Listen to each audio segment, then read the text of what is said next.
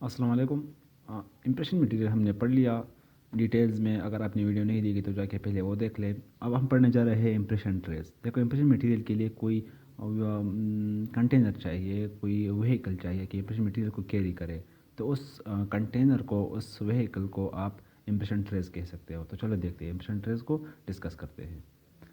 अच्छा, purpose of impression tray is to give rigid support to the impression material and to facilitate its introduction into the mouth. देखो, मैंने कहा कि हमारे पास impression material है, लेकिन इम्प्रेशन मटेरियल को एक ख़ास शेप देना है, एक ख़ास सपोर्ट देना है, ताकि वो जब हम माउथ में रखें तो वो सपोर्टेड हो जाए। तो इस पर्पस के लिए हम क्या करते हैं, इम्प्रेशन ट्रे यूज़ करते हैं। एक kind of tray for impression material, very simple. Tray can B custom made. अच्छा, इसके टाइप्स है कस्टम मेड और स्टॉक ट्रेस। अक्सर वाइवा में या ऑस्पी में एक स्टेशन पड़ा होता है और वहाँ पर ट्रेस पड़े होते हैं। आपको आइडेंटिफाई करना होता है और आपको उसका पर्पस भी कहना होता है। और इसके अलावा आपने ये भी आइडेंटिफाई करना है कि कौन सी साइज़ की ट्रे है। इसके अलावा ये भी आइडेंटिफाई करना होगा कि मैक्सिलरी है या मैंडिबुलर है। तो हमें हर एक को डिटेल से डिस्कस करने वाला हो। तो ट्रेस के कितने टाइप्स है? एक कस्टम मेड है, कस्टम मेड को स्पेशल ट्रे भी कहते हैं।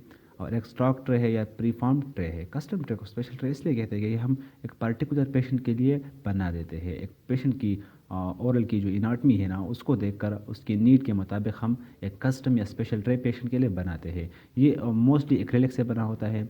इसके अलावा जो स्टॉक ट्रे है ना, ये हर पेशेंट के लिए यूज़ होता है। एक स्टॉक थिंग है जो कि हर एक डिसइंफेक्शन के बाद हर एक मटेरियल हर एक पेशेंट के लिए यूज़ होगा। तो इसमें कोई स्पेशलिटी नहीं है। इसमें मुख्तलिफ वेरिएंट्स है, मुख्तलिफ साइज़ है।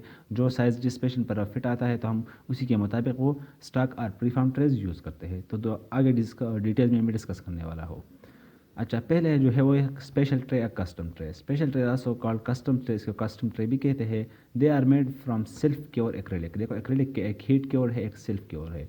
तो ये सिल्क क्योर एक्रेलिक से बने होते हैं स्पेशल ट्रेज और कस्टम ट्रेज। आज भी में स्टेशन होता है, वहाँ पर ये ट्रे पड़ा होता है, कहते हैं कि किस मटेरियल से बना है। अगर आप एक्रेलिक कहते हो तो आपको फुल मार्क्स नहीं देंगे, आपने सिल्क क्योर एक्रेलिक बताना है।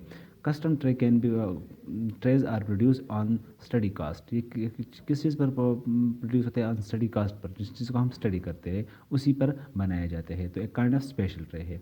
They are made of rigid and soluble and should have optimal spacing between tray and tissue that are use to be recorded. जो ये है, ये एक रिजिड होती है और स्पेस होनी चाहिए ट्रेज और ओरल टिश्यू के दरमियान, क्योंकि स्पेस किसके लिए दरकार है? स्पेस इम्प्रेशन मटेरियल के लिए चाहिए हमें। They should also have appropriate extension in are direction to record oral soft tissues. इसकी जो डायमेंशन है वो इनफ होने चाहिए। ये ना शॉर्ट हो और ना लॉन्ग हो, बियॉन्ड एक्सेस भी ना जाए और शॉर्ट भी ना हो। तो इसकी जो डायमेंशन है वो ऑलमोस्ट कंप्लीट हो। इसकी यूज़ क्या है? कस्टम स्टेज हम use to make final impression. Custom stage हम फाइनल इंप्रेशन के लिए यूज़ करते हैं। इसके एक अहम पर्पज़ ये है कि हम क्या करते हैं, इसको फाइनल इंप्रेशन के लिए यूज़ करते हैं। ये भी अक्सर पूछा जाता है कि हम प्राइमरी या प्रिलिमिनरी इंप्रेशन किस चीज़ से लेते हैं। तो आपने कहा कहना है कि हम कस्टम कस्टम ट्रेस से फाइनल लेते हैं और स्टॉक ट्रेस से प्राइमरी लेते हैं। देखो, ये है वो ट्रे। ये एक्रेलिक है, ये एक्रेलिक से बना हुआ है। ये जो डायमेंशन की बात मैं कर रहा था, इसकी ये डायमेंशंस इनफ होनी चाहिए। अच्छा, ये एक मॉडल पर बना हुआ है। ये मॉडल किस चीज़ से बना है? ये मॉडल हमने पहले स्टॉक ट्रे में इम्प्रेशन लिया था। उस स्टॉक ट्रे को फिर हमने स्टॉक ट्रे के इम्प्रेशन से हमने फिर मॉडल बनाया और फिर मॉडल पर हमने क्या बनाया? ये फाइनल ट्रे बनाया। और इस ट्रे को हम फिर जो पेशेंट के नीड्स है उसके अकॉर्डिंग इम्प्रेशन लेंगे इस ट्रे में। और ये एक्रेलिक से बना है, सिल्क के और एक्रेलिक से। अच्छा, अब आता है stock trace. Stock tray a variety of shape and size. मैंने कहा था कि इसमें डिफरेंट साइज है, वेरिएंट्स है। स्टैंडर्ड साइज और available. Stock trace can be smooth और परफोरेटेड। इसमें ये जो वाल्स होते हैं, मैं आपको इसके पार्ट्स बताऊंगा। ये जो फ्लेंजेस होते हैं, इसको फ्लेंजेस कहते हैं। ये परफोरेटेड भी हो सकते हैं और इसके अलावा स्मूथ भी हो सकते हैं। They are generally are two types of stock trays, plastic impression trays and metal trays. ये मुख्तलिफ मटेरियल से बने होते हैं, प्लास्टिक से भी बने होते हैं और मेटल से भी बने होते हैं। तो प्लास्टिक जो है वो डिस्पोजेबल है, अब वो वंस यूज़ है। और जो मेटल इम्प्रेशन है वो रीयूजेबल है। अच्छा, इसकी यूजेस क्या है? To to make preliminary initial impression. तो आपने यही बात याद रखनी है कि जो स्टॉक ट्रे है हमारे पास इनिशियल इम्प्रेशन के लिए लेता है, यूज़ होता है। और जो हमारे पास एक्रेलिक के जो ट्रे है मींस कस्टम ट्रे है वो फाइनल इंप्रेशन के लिए हम यूज़ करते हैं। अच्छा, ये डायग्राम है, देखो ये परफोरेटेड है, ये प्लास्टिक ट्रे है, डिस्पोजेबल है, और ये जो है इम्प्रेशन ट्रे मेटालिक ट्रे है।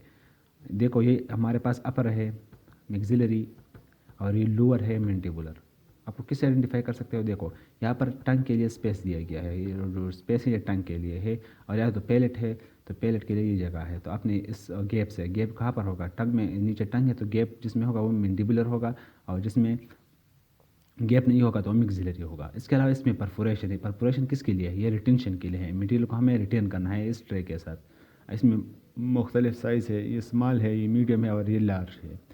ये हम डिसइंफेक्ट कर सकते हैं, ऑटोक्लेव भी कर सकते हैं, स्टेरिलाइज भी कर सकते हैं, और ये डिस्पोजेबल नहीं है और ये डिस्पोजेबल है। इसमें भी मुख्तलिफ शेप्स है और मुख्तलिफ वेरिएंट्स हैं।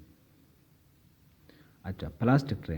प्लास्टिक ट्रे, देखो ये प्लास्टिक ट्रे है, ये कौन सा ट्रे है? ये मैक्सिलरी ट्रे है। आप अब आइडेंटिफाई कर सकते हो। इसमें परफोरेशन है, ये इसका हैंडल है, ये इसके फ्लेंजेस है, इसकी बॉडी फ्लेंज और बॉडी, इसको आप बॉडी कलेक्टिवली आप बॉडी भी कह सकते हो। अच्छा, इसके मुख्तलिफ साइज़ है, लार्ज भी है, मीडियम भी है और स्मॉल भी है।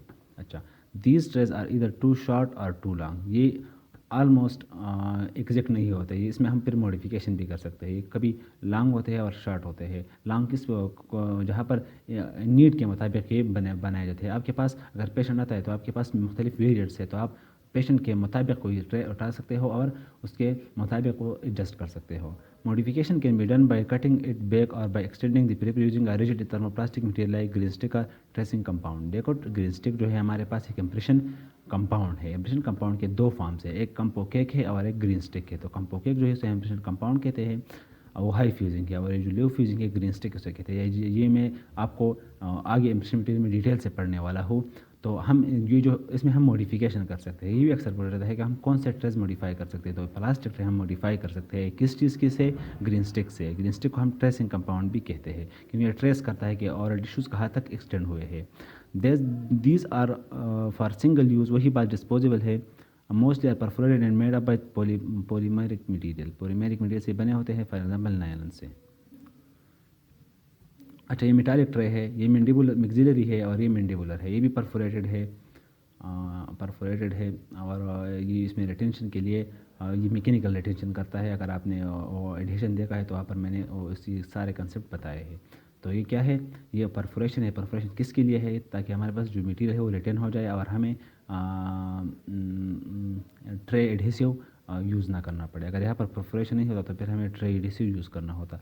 Metal material usable means disposable नहीं है। अच्छा, वही बात है, हम इसको स्टेरिलाइज कर सकते हैं, ऑटोक्लेव कर सकते हैं, तो क्रॉस इन्फेक्शन का खतरा भी इतना ज़्यादा नहीं होता। Method of retaining impression trace. देखो मेरे पास एक इम्प्रेशन मटेरियल है, अब इसको हम कैसे रिटेन करेंगे? तो इस इम्प्रेशन में जब हम इसको रिटेन करेंगे तो मैकेनिकली रिटेन होगा या एडहेसिव केमिकली एडहेयर होगा। तो ट्रे एडहेसिव भी हम यूज़ कर सकते हैं और मैकेनिकल इंटरलॉक भी हो सकता है। तो यही बात आगे है। The method use commonly include mechanical interlock and tray adhesive. Tray adhesive मुख्तलिफ कंपोजिशन में आता है। ब्यूटाइल कंपाउंड मोस्टली होता है, ब्यूटाइल टेट्राक्लोराइड एक ट्रे एडहेसिव है। तो इसके अलावा और भी यूज़ होते हैं, लेकिन मैकेनिकल इंटरलॉक में क्या है? Holes perforating through a tray. ये होल्स जो है ये हमें मैकेनिकल अटेंशन प्रोवाइड करता है। वायर्स भी हम अटैच कर सकते हैं, और हम इस मटेरियल का जो रिम है इसको भी बड़ा कर सकते हैं। ये जो रिम है इसको हम बड़ा कर सकते हैं तो मटेरियल रिटेन होगा। इसके बाद जो ट्रे एडहेसिव है, मैंने बताया कि ब्यूटाइल टेट्राक्लोराइड जो है एक ट्रे एडहेसिव है, और हम वो मैकेनिकल एडिशन के बजाय क्या प्रोवाइड करेगा? केमिकल एडिशन प्रोवाइड करेगा। तो ये हमारे पास इम्प्रेशन ट्रेस हो गए। अच्छा, इसका क्रॉस इन्फेक्शन कंट्रोल कैसा है? देखो मैंने पहले भी बताया जिप्सम प्रोडक्ट में कि जो हमारा ओरल कैविटी है वो बहुत ही डाइवर्स माइक्रोब से भरा हुआ है। तो हमें क्रॉस इन्फेक्शन का ख्याल रखना है। Impression should be disinfected before sending to the laboratory to protect laboratory staff from transmission of infection from the patient. Simple, the procedure for the process is followed as rinse impression to remove contamination और blood. ये उसका procedure है। पहले हमें अगर patient के मुंह में कोई कंटामिनेशन था तो हम पहले उसको वॉश करेंगे। Then impression is disinfected by immersion, जिसमें इमर्जिंग टेस्ट कहा था पहले इम्प्रेशन जिप्सम प्रोडक्ट में, तो आप जाकर वहाँ पर उसे देख ले। Then sodium hypochlorite solution for 10 minutes. Immersion test क्या है? इमर्जेंट टेस्ट हमें 10% सोडियम हाइपोक्लोराइड में 10 मिनट्स तक एक इम्प्रेशन को पुट करना है और उसको क्या करना है, डिसइंफेक्ट करना है। तो ये मुख्तलिफ प्रोसीजर से पहले हमें उसे वॉश करना है, वॉश करने के बाद हमें उसे पहले इमर्स करना है। इमर्स किसी चीज़ में करना है हमें? सोडियम हाइपोक्लोराइड में। कितने टाइम तक? 10 मिनट्स तक। और इसको हम इमर्जेंट टेस्ट कहते हैं। अक्सर पूछा जाता है कि इमर्जेंट टेस्ट का ड्यूरेशन कितना है, तो आपने कहना है कि 10 मिनट्स। और कौन सा केमिकल यूज़ होता है? Sodium hypochlorite. कितने परसेंट सोडियम हाइपोक्लोराइड? तो 10% सोडियम हाइपोक्लोराइड हमारे पास एज अ स्टैंडर्ड है फॉर इमर्जिंग टेस्ट और immersion test. So that's all. Thank you so much for watching. If you learned something valuable from this video, please subscribe this channel and follow me along the course. So मैंने पहले properties पढ़ी थी, उसके बाद में हर एक चीज़ को detail से डिस्कस करने वाला हूँ, तो आप बीच में लेक्चर्स मिस ना करें ताकि आपको सारा कंसेप्ट समझ में आ जाए। Thank you so much for watching.